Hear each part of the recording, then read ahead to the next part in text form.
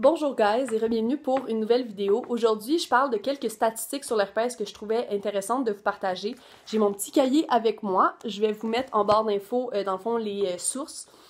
Puis, je trouvais ça intéressant d'amener des faits plus quantifiables, des faits vraiment plus statistiques sur l'herpès parce que ça va vous aider à comprendre peut-être mieux qu'est-ce qu'on entend quand on parle d'herpès. Première statistique, c'est selon l'OMS ou l'Organisation mondiale de la santé.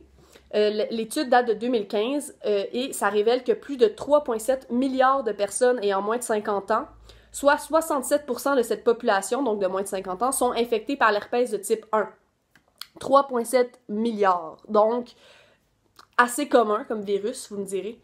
L'herpès type 2, on parle de 417 millions de personnes entre 15 et 49 ans, et ça représente à peu près 25% des femmes et 20% des hommes. Ce qui m'amène à la deuxième statistique, pourquoi plus de femmes qui sont porteurs? En fait, les femmes sont plus à risque. On parle de 3 à 4 fois plus de chances d'attraper l'herpès au cours de leur vie. Des études ont démontré que parmi les couples hétérosexuels dont un des deux partenaires avait l'herpès génital, le taux de transmission variait entre 11 et 17% quand c'était l'homme qui était infecté initialement, alors que quand c'était la femme qui était infectée initialement, on parle de 3 à 4%. Donc, les hommes ont plus de chances de transmettre le virus. Je trouvais ça intéressant de partager cette information-là aussi. Parmi les nouveaux cas détectés d'herpès type 2, près de 60% des gens sont asymptomatiques. Donc, il y a une majorité de gens qui sont asymptomatiques et donc environ 40% auraient des symptômes.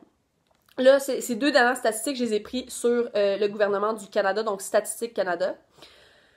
Je vais le mettre en barre d'infos.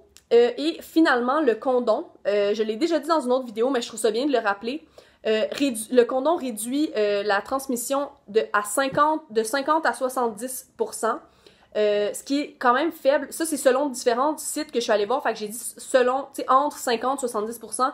Il y en a qui disent même que c'est 30%, fait que, tu sais, ça protège pas... comme le VIH, comme le condom protège contre le VIH à 99%. Donc, on ne parle pas de la même protection pour l'herpès.